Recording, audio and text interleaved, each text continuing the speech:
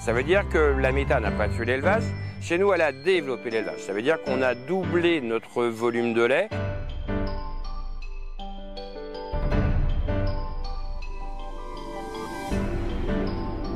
Sur l'exploitation, donc, nous avons l'atelier laitier qui, pour une production de 2 500 000 litres de lait.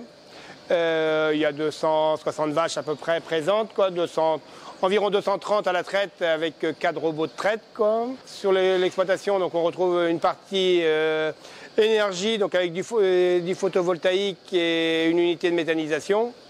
Et donc une unité de méthanisation avec laquelle on récupère la chaleur pour sécher du bois plaquette et également et surtout de la partie fourrage en lien donc avec le troupeau laitier pour tout ce qui est séchage de luzerne, de foin. La partie culture donc, représente donc 270 hectares. Stratégie investissement bâtiment sur la partie confort des animaux. On travaille pas mal sur tout ce qui était la santé métabolique en amont, plutôt du préventif que du curatif. De chercher des pics un peu moins hauts, mais des persistances de lactation. Si on veut qu'elles fassent du bon boulot, il faut les mettre dans les bonnes conditions et en prendre soin. Moi, je suis exclusivement troupeau laitier. Bruno gère toute la partie administrative et méthanisation séchage. Et Ludo gère la partie culture et tout ce qui est SAV, mécanique. Aussi la chance d'avoir des individualités qui font que chacun est bon sur fait ce qui lui plaît, quoi, en fonction de ses compétences et de ses goûts. Aujourd'hui, lorsqu'on cumule photovoltaïque plus méta, chez nous, c'est à peu près 8 millions de kilowattheures électriques produits annuellement. Ça veut dire sensiblement l'équivalent des besoins en électricité pour 1000 maisons équivalents. Nous, on a démarré l'aventure avec une base en méta à 250 kW. Aujourd'hui, nous sommes à 730. Ça veut dire qu'on a presque multiplié par 3 la production d'énergie. Dans le même pas de temps, nous sommes passés d'1 200 000 litres de lait à presque 2,4 millions, 2,5 millions. Ça veut dire que la méta n'a pas tué l'élevage. Chez nous, elle a développé l'élevage. Ça veut dire qu'on a doublé notre volume de lait en étant un petit peu différent dans la conduite du troupeau, mais en privilégiant une qualité de fourrage. Souvent adossé à un atelier lait, on retrouvait dans le modèle agricole breton une porcherie d'engraissement, on retrouvait un poulailler.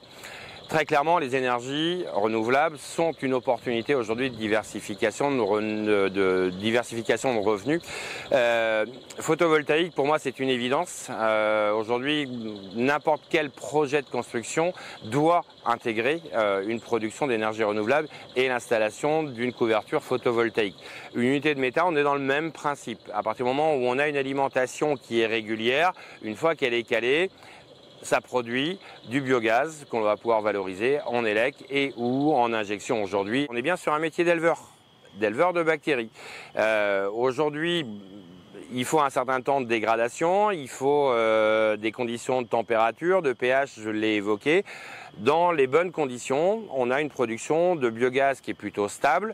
On est sur un atelier de diversification rémunérateur qui offre de vraies belles perspectives effectivement à notre filière laitière.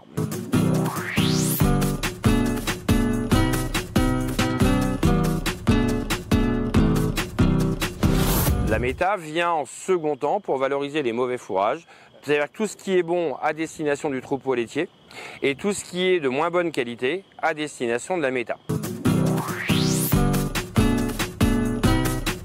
On ne dit pas qu'on est débordé, on dit qu'on est mal organisé. Ça, c'est plus crédible vu de l'extérieur. Aujourd'hui, en ETP, l'atelier lait, aujourd'hui chez nous, c'est 2 équivalents temps plein pour 2 400 000 litres de lait. Alors, on n'a pas la prétention d'être meilleur que les autres, mais avec un éleveur, Erwan, mon frère, qui gère le troupeau, qui fait ses IA, qui fait ses parages, plus le management de son troupeau, ouais, c'est pas mal en termes d'efficacité de la main-d'œuvre. La partie méthanisation, c'est un élevage. Quoi qu'on en dise, ça ne marche pas tout seul. La méthanisation, ça impose un minimum de temps d'astreinte. Alors c'est le chargement de la trémie, c'est aussi beaucoup de surveillance. C'est un portable qui quitte jamais.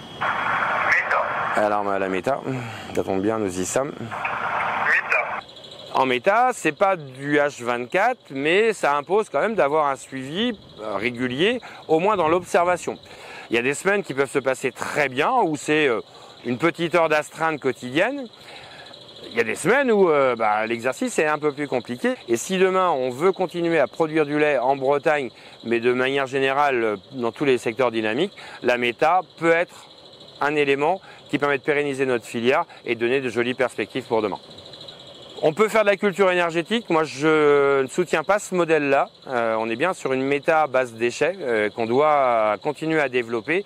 Et aujourd'hui, nous, producteurs de lait, on a toute notre place à produire du gaz vert et à répondre aux besoins effectivement du territoire et de la société.